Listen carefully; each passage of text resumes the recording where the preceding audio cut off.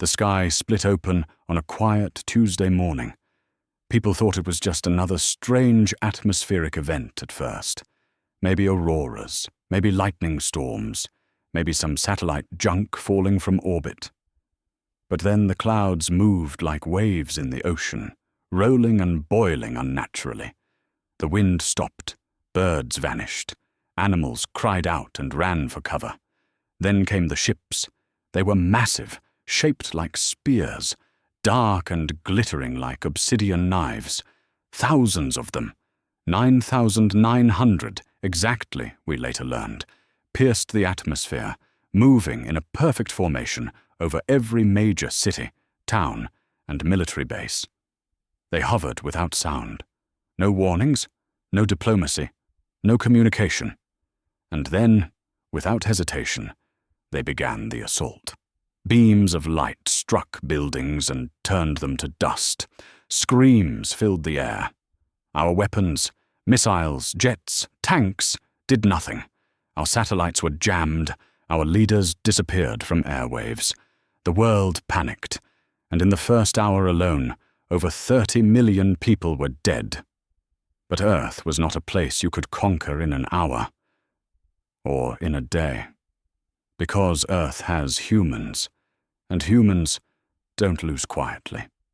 Somewhere in the Rockies, a former U.S. Army colonel named James Cross stood on the edge of a cliff, staring up at the sky with bloodshot eyes. He'd lost his wife in the first blast that hit Denver. His son was still missing, and his anger was colder than the wind rushing through the mountains. Around him were hundreds, no thousands, of civilians, ex-soldiers, hackers, survivalists, hunters, mechanics, all working in silence, fury painted on their faces. No government gave them orders. There wasn't one left standing. This was the resistance, and Earth had thousands of them, sprouting like weeds all over the planet. Across the seas in Nigeria, a 17-year-old girl named Amaka wired together old car batteries, drone parts, and stolen alien tech. She used it to knock an entire scout ship out of the sky. In Siberia, a family of 5 turned an abandoned missile silo into a command hub. In Tokyo, street gangs linked up with what remained of Japan's special forces to turn their subway systems into traps. Every city became a battleground. Every neighborhood turned into a fortress.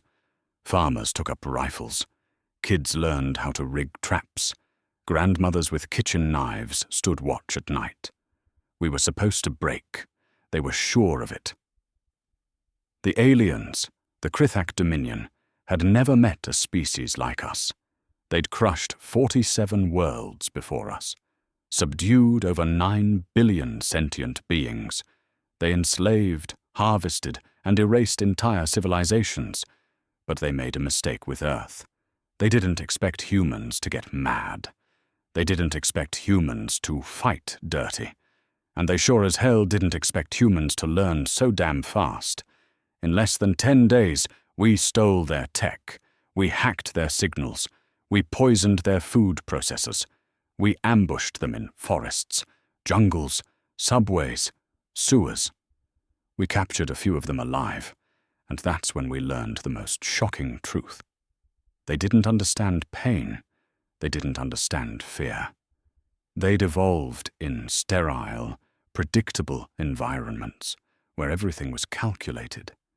They had no idea what desperation looked like, what it meant to lose a child, or fight for the last meal, or risk your life for someone you barely knew. They didn't get rage, but they were about to. The turning point came when a group of miners in Chile blew up an entire fleet with just fuel lines and a homemade EMP device. That's when the tide began to shift.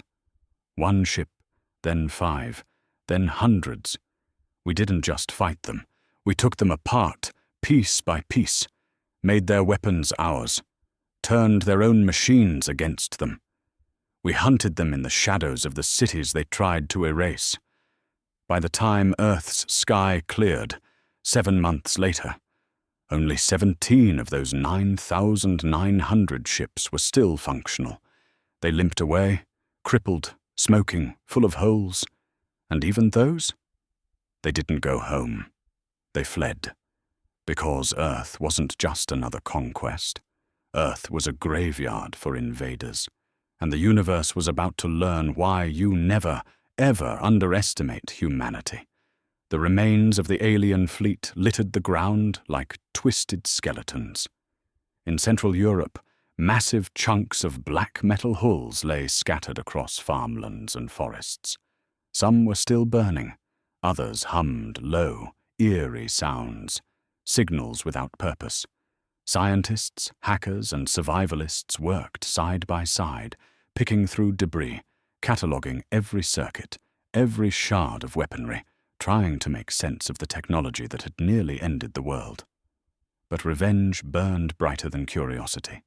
Colonel James Cross stood before a captured Krithak drop pod in an abandoned airbase in Poland, his weathered hand pressed against the cold surface.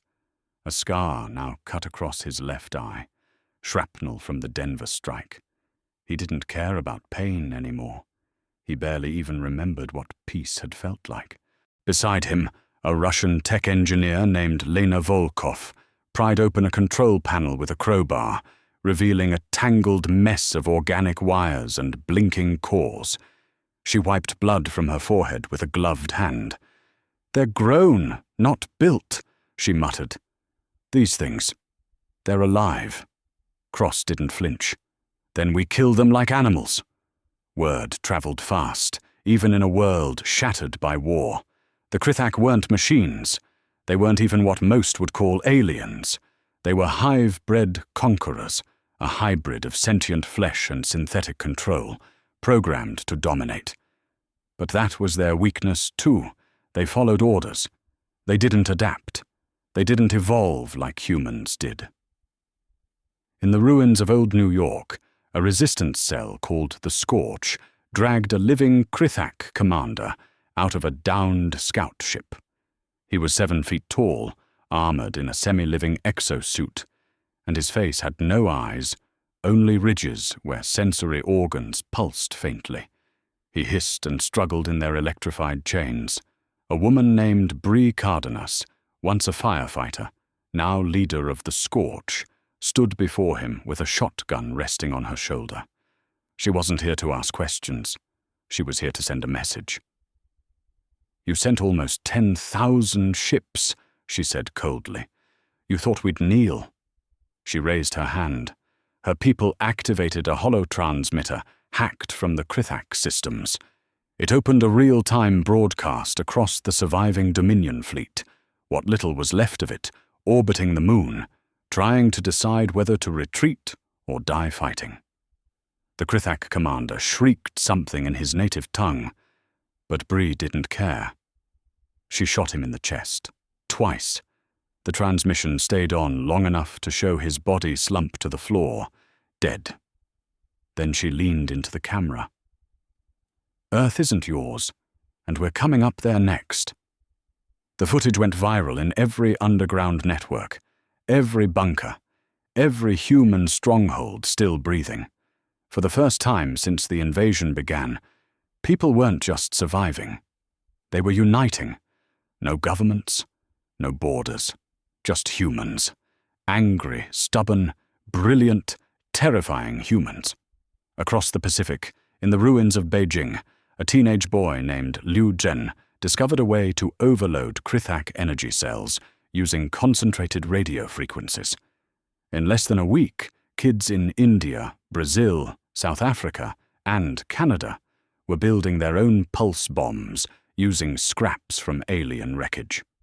In South America, jungle tribes worked side by side with downed NATO soldiers, setting up ambush zones in terrain even the Krithak couldn't map. Every time the invaders tried to regroup, humans hit them harder, smarter. We weren't just reacting anymore. We were hunting them now. And something terrifying was happening. We were winning. But deep beneath the ice of Antarctica, in a long-abandoned research station, An emergency signal blinked red for the first time in years. It wasn't human. A massive, dormant Krithak structure, buried under 2 miles of ice, was waking up. Something ancient. Something different. It hadn't come with the invasion fleet. It had been waiting here, watching. And now it was preparing to finish what the others had failed to do. Back at the Polish base, Colonel Cross received the signal. He stared at the transmission. Static-filled, cryptic, pulsing in a strange rhythm. "What the hell is this?" Lena asked, eyes wide. Cross stepped back. He didn't know exactly what they were looking at. But he knew one thing. The war wasn't over. Not even close. 3 miles beneath the Antarctic ice, something pulsed. It wasn't a heartbeat. It wasn't a machine. It was something in between. Something alien that had been buried long before humanity learned to speak. The Krithak hadn't built it. They'd found it. A forgotten weapon from an ancient war they didn't fully understand. A last resort. Meant to be used only if a species proved too difficult to break. Earth had proven more than difficult. In the icy silence, the structure stirred like a waking god. Lights that had been dark for millennia flickered on. Tubes filled with thick, black liquid began to bubble. Something inside them moved. Something big. Something alive. Far above, Colonel Cross sat in the back of a stolen Krithak transport, eyes locked on a grainy feed from a drone skimming the frozen landscape. The signal had led them to a dead zone. No satellites worked there. No scans came back clean. But something was there. And it was active now. Lena sat beside him, her fingers dancing over a salvaged control panel. Signal spiking again. Whatever's down there is drawing power. Massive power. Enough to light up half of Europe. Cross didn't answer. His jaw clenched. His instincts told him they were walking into hell, but his gut said they had no choice. If this was the Krithak's backup plan, it had to be stopped before it fully woke. Back in the States, Brie Cardenas watched the same feed in a bunker beneath what's left of Philadelphia. Around her, leaders from the Resistance's global branches sat in shadowed silence, faces lit only by the red glow of war maps. "Is it a weapon?" someone asked. Brie didn't blink. "It's worse." Across continents, similar conversations played out. Everyone could feel it, like pressure building in the air, like the moment before a thunderstorm. The war had turned, yes. Humanity was winning. But now, something was changing. Then came the sound. Every device, every hacked Krithak panel, every powered-down comms unit, it all lit up with the same low, guttural hum, a frequency that hit something primal in every human brain. Not words, but intention. Not a voice, but a command. Submit. Men clutched their heads and screamed. Children wept without knowing why. Animals fled cities. Screens cracked. Lights burst. Some people dropped dead instantly, noses bleeding, hearts stopped from the pressure of a message too vast for their minds. But most just got angry, because humans had had enough. "You want us to submit?" Brie growled, slamming her fist into the console. "Then you picked the wrong damn planet." In Antarctica, Cross's team landed on the edge of the frozen abyss. What they saw wasn't a structure anymore. It was growing. The ice cracked and steamed as black tendrils pushed upward, reshaping the landscape. At the center, a tower of bone-like metal rose higher with every hour, and from it came the drones. Not ships, not machines. Things, twisted, shrieking, bone-armored creatures that moved like insects, but thought like killers. The Krithak had bred them for one purpose: erasure. These weren't soldiers. These were exterminators. The first wave hit the camp within minutes. Dozens of resistance fighters were torn apart in seconds. Bullets slowed them. Fire hurt them. But nothing stopped them completely. They came in swarms, hissing, biting, slicing through everything in their path. Cross stood his ground, unloading clip after clip into the oncoming tide. Around him, his team screamed orders, launched grenades, triggered traps. Explosions tore through the white, painting the snow red. But still they came. "We can't hold this line," Lena shouted, reloading behind a flipped transport. "We're not trying to," Cross growled. "We're buying time." "For what?" He nodded toward the portable lab unit in the center of the camp. "For her." Inside, Amaka sat, surrounded by jury-rigged tech and glowing blue shards of alien cores. She didn't speak. She didn't move. She was building something terrible, something brilliant. A bomb, not a human one. A Krythak neural disruptor, rewired, rewritten, and rebuilt by the mind of a 17-year-old girl who had once lived in a Lagos slum and now held humanity's last card in her shaking hands. If it worked, the tower would die. If it didn't, so would they. But Amaka didn't doubt herself. Her fingers were steady. Her mind was clear. As screams and explosions thundered outside, she whispered to herself, "You should have stayed in the stars." Amaka pressed the final circuit into place. The device in front of her looked like nothing Earth had ever built, because it wasn't. The core pulsed faintly, glowing with a blue-green light, housed inside a shell of alien alloy and carbon fiber plating. At the heart of it sat a shard of something stolen from the Krythak's own hive brain, an artifact too advanced for any scientist to fully understand, but dangerous enough that it had been locked deep within their fleet's command ship before it fell from orbit near Caracas. She called it the Mind Burner. Outside the lab, chaos raged. The air was thick with smoke, screams, and the stench of burning flesh. The exterminator beasts, those crawling nightmares born of hive flesh and engineered instinct, poured out of the tower's base, moving with the relentless purpose of machines, but the raw cruelty of predators. Colonel Cross, still bleeding from a gash in his shoulder, fired his last magazine into a cluster of them and shouted over the radio, "Amaka, now!" "We're out of time." Amaka didn't answer. She flipped the last switch. The bomb came alive with a hum that made the air vibrate.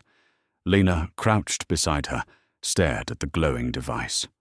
"You sure this won't fry our brains too?" Amaka looked up, eyes cold. "It's tuned to their neural frequency. It should only hit them." "Should?" Lena asked. "Do you want me to say yes and lie?" Amaka replied, standing up and grabbing the detonator. "Because I don't have time to be sweet." Outside, the exterminators had breached the second line of defense. Cross's people were falling back fast, dragging the wounded, firing blindly into the mist. One of the drones leapt onto a resistance fighter and tore his chest open with bone claws. Another crawled upside down across the hull of a truck, screaming a sound that made blood vessels burst in the ears of anyone nearby. They weren't just killing, they were broadcasting fear.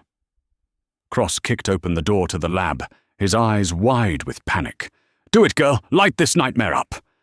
Amaka nodded once. She didn't hesitate. She pressed the button. At first, nothing happened. Then, a pulse. Invisible, but not unfelt. It hit the air like a concussion wave. The sound vanished. The wind stilled. Snowflakes hovered mid-fall, suspended in a moment of silence, so deep it felt like the world had stopped breathing. Then the tower screamed. A sound like metal being ripped apart and bone being snapped echoed across the glacier. The exterminator drones froze. Their bodies twitched, convulsed. Some of them began tearing at their own limbs. Others turned on each other, screeching like animals in agony. In less than 30 seconds, The swarm collapsed. Every single one. Hundreds of them, motionless, twitching, burning from the inside out. Then came the tower. The top exploded first, violent, bright like a second sun bursting out of the ice. A wave of black fire surged down its sides, and it began to implode, folding into itself like it was being devoured by some unseen force. Cross, Amaka, and Lena sprinted for cover as the ground shook violently beneath them. Cracks spiderwebbed across the glacier, and massive chunks of ice gave way as the entire structure crumbled into a pit of fire and smoke. It was done. They'd killed it. When the silence returned, it was different. Not fearful. Not heavy. Just quiet. Like Earth was taking a breath for the first time in months. Colonel Cross sat on the snow, legs sprawled, chest heaving. His hands trembled, not from pain, but from the adrenaline finally crashing out of his system.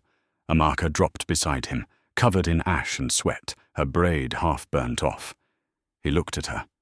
She didn't smile, she just said, 17 came back in pieces, remember? Let's make sure nothing else leaves alive. He gave a tired, blooded laugh. Kid, you're terrifying. Across the world, as the last of the exterminator signal blinked out, resistance cells received the update. The Hive Tower is down. Antarctica is clear. Earth holds. Cheers broke out across radios. Tears were shed. Families embraced. Songs were sung in dark bunkers. For the first time since the sky fell open, humanity had dealt a blow so massive, so final, that the Krithak orbiting the moon stopped transmitting entirely. They didn't know what to do next. But humans did. We were done playing defense. In the black stillness above Earth, the Krithak survivors waited. 17 crippled warships drifted silently in high orbit, cloaked in their own fear. Their long, angular hulls, once symbols of invincible power, were now scarred, cracked, and leaking atmosphere from countless ruptures. No reinforcements were coming. Their transmission calls to the wider Dominion had gone unanswered for weeks. The hive brain back on Krithak Prime had gone dark. They were alone. Inside one of the remaining command ships, a being known as Verth Kal, the last strategist, crawled across the bridge, his limbs stiff with damage, his armor flaking like dead skin. He stared at the display showing Earth's surface, still smoking in places, but very much alive, and worse, fighting back. Every instinct in his neural matrix screamed the same impossible verdict. They are not a conquerable species. Down below, humanity was already planning their next move. Colonel Cross stood before a makeshift war council in an underground vault beneath Oslo. Representatives from resistance groups across the globe joined via cracked holoscreens and salvaged satellite feeds. Some wore stolen Krithak armor. Others had handmade weapons slung across their backs. Most bore the scars of months of unrelenting survival. Cross pointed at the stars. They're not going to retreat forever, he said. They're damaged, scattered, but not beaten. Not yet. And if we wait, they'll rebuild. They'll come back stronger. We don't give them that chance. Murmurs rippled across the digital crowd. You want to go up there? Someone asked. Take the fight into space? Cross didn't flinch. We don't have a choice. This ends there, or it never ends at all. And for once, no one argued. Preparations began immediately. Over the next month, a worldwide effort, fueled by vengeance, rage, and the burning need to never be invaded again, turned Earth into a launch pad of war. Pieces of downed Krithak ships were melted down and reforged. Engineers hacked propulsion systems, rewrote alien software, and fused it with Earth's raw, dirty tech. The first human space warship was born out of a gutted skyscraper in São Paulo. They called it the Reclaimer, a Frankenstein vessel powered by a stolen warp drive and lined with scrap metal armor. But she flew, and she had teeth. By the time Amaka walked aboard, now clad in a patched-up exosuit she'd made herself, there were already 2 more ships beside it, the Vengeance and the Ashes of Denver. Earth wasn't launching a counterattack. We were launching a declaration. Bree Cardenas stood on the hangar deck, watching dozens of fighters climb aboard. She wore a crimson scarf tied around her neck, a symbol, a statement. Everyone who saw it knew. She was the woman who killed the Krithak commander on live feed. To the world, she was a hero. To the Krithak, a demon.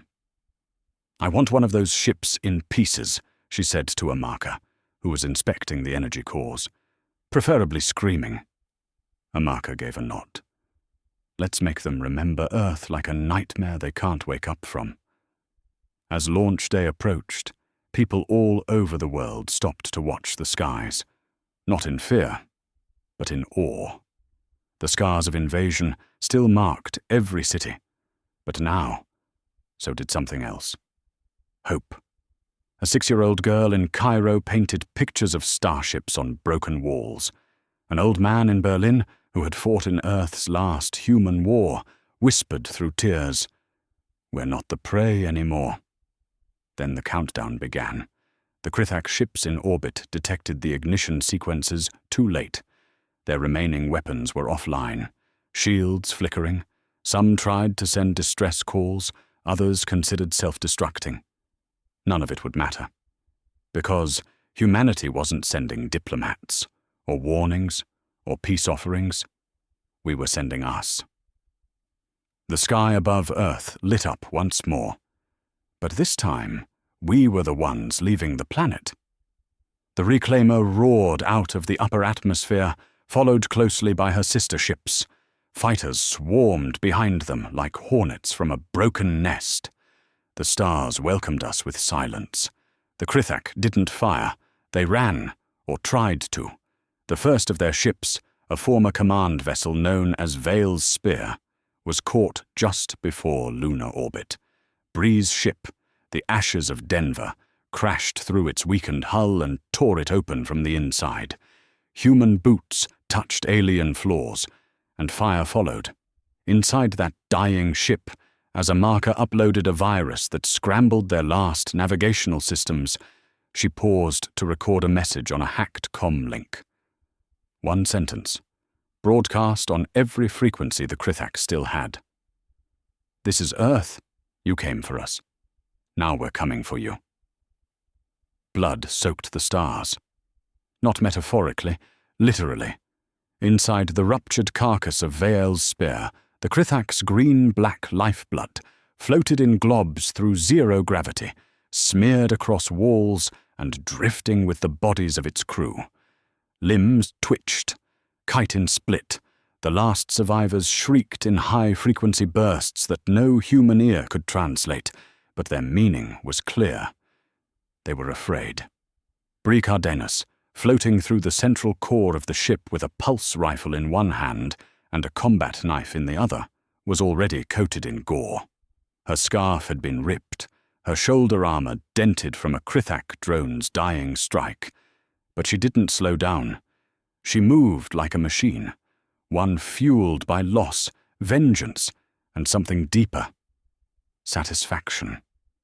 She rounded the next corner and came face to face with a Krithak tech officer, its segmented limbs twitching as it tried to plug into a neural console to initiate self-destruct. "Nope," Bree whispered, and put 2 rounds in its skull. The core room cleared. She gave the all-clear, and Amaka and Lena floated in behind her with the data rig. Lena set up the uplink, while Amaka connected the virus, a neural override system they'd refined using a hybrid of human code and stolen Krithak thought patterns. They weren't just going to destroy this ship. They were going to own it. 10 minutes later, Vale's Spear was no longer a Krithak vessel. It was human. It belonged to Earth, and it was only the beginning. Above the grey surface of the moon, the rest of the resistance fleet was already breaking the Krithak formation apart. The Vengeance locked onto the crippled carrier Krell's Judgment and fired its retrofitted ion cannon, sending a blinding arc of light through the stars. The blast severed the carrier in half, and pieces of it began falling toward the dark side of the moon. Colonel Cross, sitting in the Reclaimer's command chair, watched it happen with stone-cold eyes. "They never expected us to come after them," he muttered. Over the next month, a worldwide effort, fueled by vengeance, rage, and the burning need to never be invaded again, turned Earth into a launch pad of war. Pieces of downed Krithak ships were melted down and reforged. Engineers hacked propulsion systems, rewrote alien software, and fused it with Earth's raw, dirty tech. The first human space warship was born out of a gutted skyscraper in Sao Paulo. They called it the Reclaimer, a Frankenstein vessel powered by a stolen warp drive and lined with scrap metal armor. But she flew, and she had teeth. By the time Amaka walked aboard, now clad in a patched-up exosuit she'd made herself, there were already 2 more ships beside it, the Vengeance and the Ashes of Denver. Earth wasn't launching a counterattack. We were launching a declaration. Bree Cardenas stood on the hangar deck, watching dozens of fighters climb aboard. She wore a crimson scarf tied around her neck, a symbol, a statement. Everyone who saw it knew. She was the woman who killed the Krithak commander on live feed. To the world, she was a hero. To the Krithak, a demon. "I want one of those ships in pieces," she said to Amaka, who was inspecting the energy cores. "Preferably screaming." Amaka gave a nod. "Let's make them remember Earth like a nightmare they can't wake up from." As launch day approached, people all over the world stopped to watch the skies, not in fear, but in awe. The scars of invasion still marked every city, but now, so did something else. Hope. A 6-year-old girl in Cairo painted pictures of starships on broken walls. An old man in Berlin, who had fought in Earth's last human war, whispered through tears, "We're not the prey anymore." Then the countdown began. The Krithak ships in orbit detected the ignition sequences too late. Their remaining weapons were offline, shields flickering. Some tried to send distress calls, others considered self-destructing. None of it would matter, because humanity wasn't sending diplomats, or warnings, or peace offerings. We were sending us. The sky above Earth lit up once more, but this time we were the ones leaving the planet. The Reclaimer roared out of the upper atmosphere, followed closely by her sister ships. Fighters swarmed behind them like hornets from a broken nest. The stars welcomed us with silence. The Krithak didn't fire. They ran, or tried to. The first of their ships, a former command vessel known as Vale's Spear, was caught just before lunar orbit. Bree's ship, the Ashes of Denver, crashed through its weakened hull and tore it open from the inside. Human boots touched alien floors, and fire followed. Inside that dying ship, as Amaka uploaded a virus that scrambled their last navigational systems, she paused to record a message on a hacked comm link. One sentence, broadcast on every frequency the Krithak still had. "This is Earth. You came for us. Now we're coming for you." Blood soaked the stars. Not metaphorically, literally. Inside the ruptured carcass of Vale's Spear, the Krithak's green-black lifeblood floated in globs through zero gravity, smeared across walls and drifting with the bodies of its crew. Limbs twitched, chitin split. The last survivors shrieked in high-frequency bursts that no human ear could translate, but their meaning was clear. They were afraid. Bree Cardenas, floating through the central core of the ship with a pulse rifle in one hand and a combat knife in the other, was already coated in gore. Her scarf had been ripped, her shoulder armor dented from a Krithak drone's dying strike. But she didn't slow down. She moved like a machine, one fueled by loss, vengeance, and something deeper: satisfaction. She rounded the next corner and came face to face with a Krithak tech officer, its segmented limbs twitching as it tried to plug into a neural console to initiate self-destruct. "Nope," Bree whispered, and put 2 rounds in its skull. The core room cleared. She gave the all clear, and Amaka and Lena floated in behind her with the data rig. Lena set up the uplink, while Amaka connected the virus, a neural override system they'd refined using a hybrid of human code and stolen Krithak thought patterns. They weren't just going to destroy this ship. They were going to own it. 10 minutes later, Vile's spear was no longer a Krithak vessel. It was human. It belonged to Earth, and it was only the beginning. Above the grey surface of the moon, the rest of the Resistance fleet was already breaking the Krithak formation apart. The Vengeance locked onto the crippled carrier Krell's Judgment and fired its retrofitted ion cannon, sending a blinding arc of light through the stars. The blast severed the carrier in half, and pieces of it began falling toward the dark side of the moon. Colonel Cross, sitting in the Reclaimer's command chair, watched it happen with stone-cold eyes. "They never expected us to come after them," he muttered. His second-in-command, an Indian pilot named Vihan Desai, turned to him. "What do we do with the survivors?" "Survivors?" Cross asked. Vihan looked at the screen again. There were none. By the time the 3rd enemy ship went dark, the remaining Krithak tried to retreat. 2 jumped toward Jupiter's orbit. 1 vanished. The other left a warped trail of broken signals and something far worse: a scream that wasn't organic or digital. Amaka's virus had followed them. They didn't escape. They dragged the infection with them. Meanwhile, Earth watched. Across cities still rebuilding, people gathered in streets and town squares to listen to the broadcast feed. It wasn't visuals, only audio. Static-filled voices of humans winning in space, explosions in the background, cries of victory, the occasional eerie silence after a ship was taken. The world didn't need a flag anymore. It didn't need borders. It had a single, unshakable banner now. Earth fights back.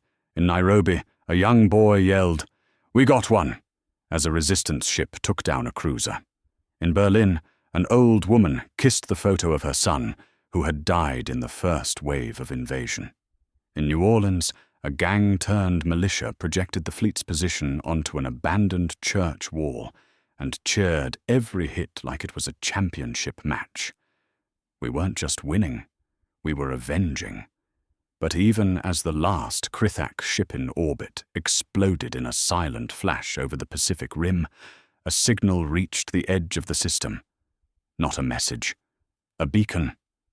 It was faint, encrypted in layers of code, but Lena cracked it within minutes. The translation scrolled across the Reclaimer's screen in blood-red text. Krithak homeworld compromised. Emergency fallback activated. All hive remnants. Prepare extinction protocol.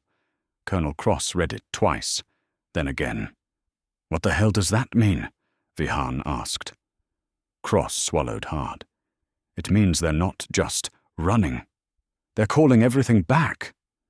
And suddenly, the victory felt hollow, because now they knew the truth. This invasion? It wasn't the whole empire. It was a testing wave.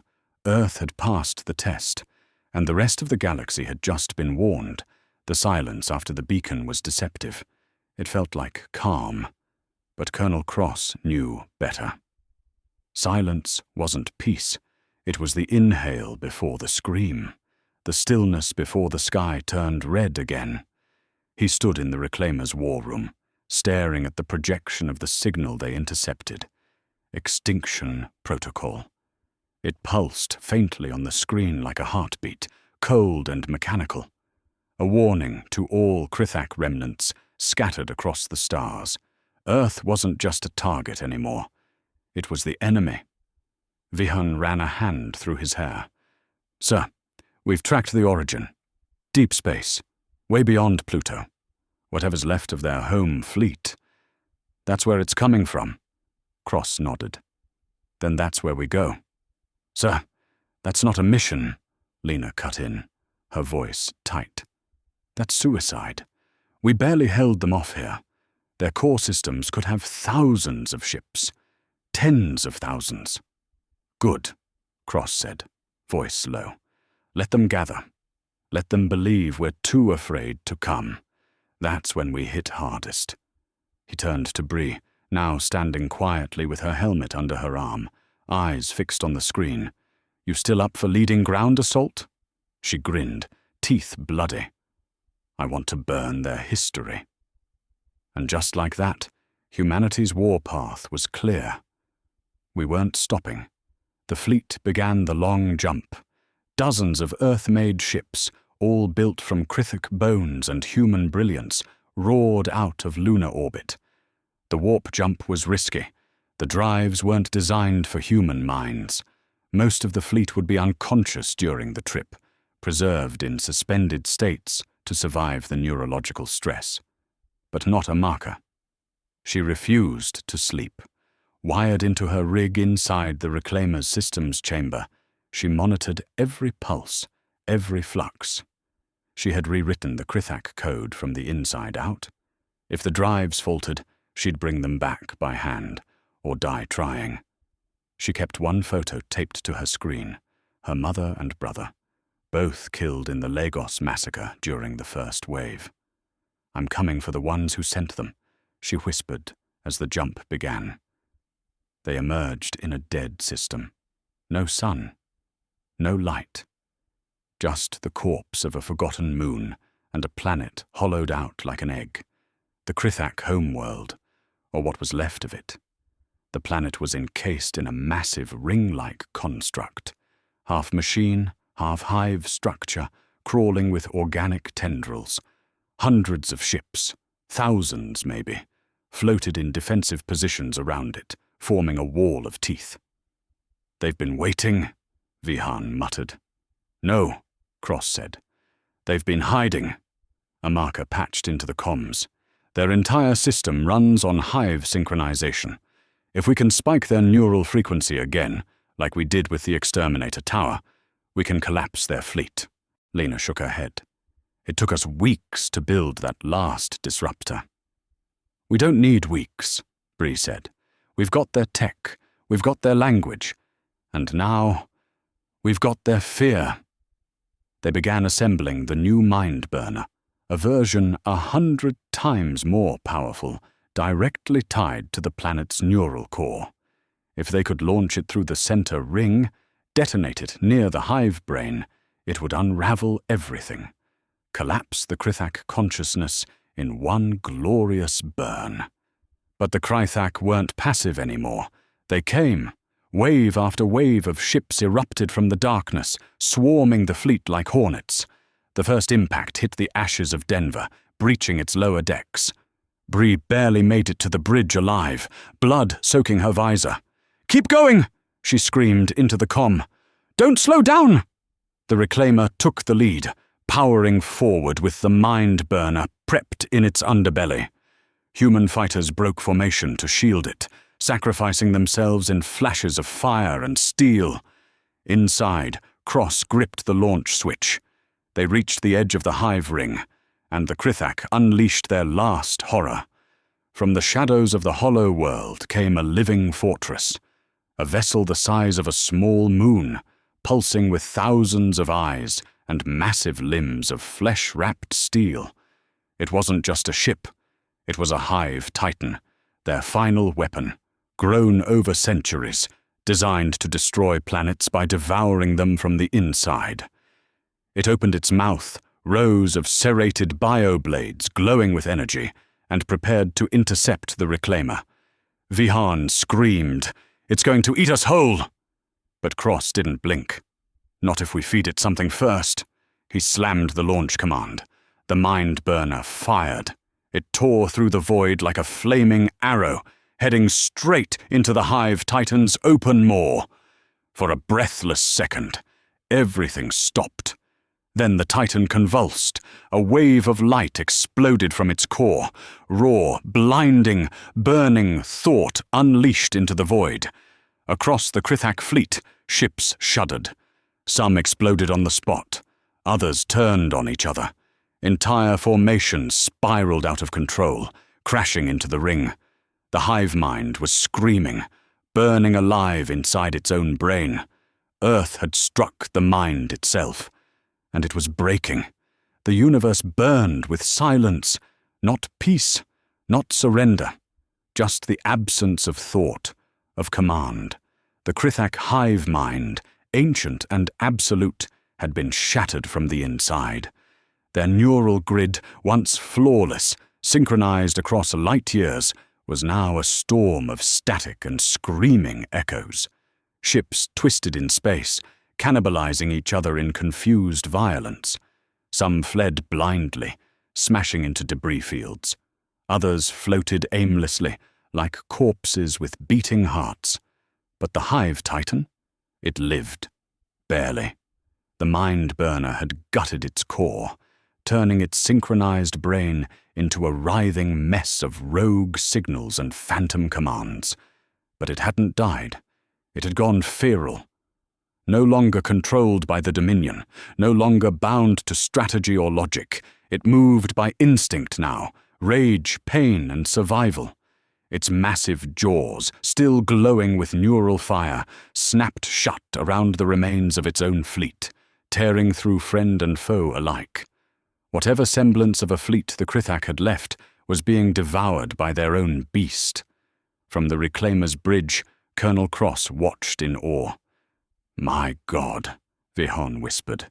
"It's eating them." "Let it," Cross said coldly, "but we finish it." The plan had been simple. Use the mind burner to collapse their command system, then escape. But now, there was no retreat. Not with that thing still breathing. If the Hive Titan lived, it could rebuild, grow, learn, become worse. Humanity had already survived one invasion. There couldn't be another. "We breach the Titan," Cross ordered. "We go inside." Bree's voice crackled through the channel, ragged but alive. "Reclaimer's not gonna survive long in its gravity well. You need someone to punch the hole." Cross didn't hesitate. "Are you volunteering?" A short, bitter laugh. "It's not volunteering. It's finishing what they started in Denver." The ashes of Denver peeled away from the line, its main engine screaming. Its hull was ripped open in 3 places, leaking flame and bodies into the void. Bree was the only one left on board. Everyone else was already dead or gone. She aimed straight for the Hive Titan's throat. As the massive creature turned, instinctively recognizing a threat, Bree whispered into the radio one last time. "For Earth." Then she rammed her ship into the soft, pulsating vent beneath its central jaw. The explosion shook space. Chunks of biometal and alien viscera sprayed outward, opening a hole large enough for the Reclaimer to dive straight in. The ship entered the Titan. Inside was a nightmare. Pulsing walls, fluid-filled tunnels. Twitching limbs fused into the walls. It was part ship, part living creature, and the moment they entered, it knew. The Hive Titan screamed, not in sound but in force. A mental shockwave rattled everyone on board, sending techs into seizures, making soldiers vomit in their suits. Except Amaka. She was already moving. Racing through the Reclaimer's spine, she carried the last device they had, a neural spike made from 2 broken Krithak processors and a human pacemaker. Crude, untested, suicidal. She needed to plant it in the Titan's core. "I'm going with her," Lena said, grabbing a rifle. "No," Cross said. "I am." Inside the Hive Titan, time broke down.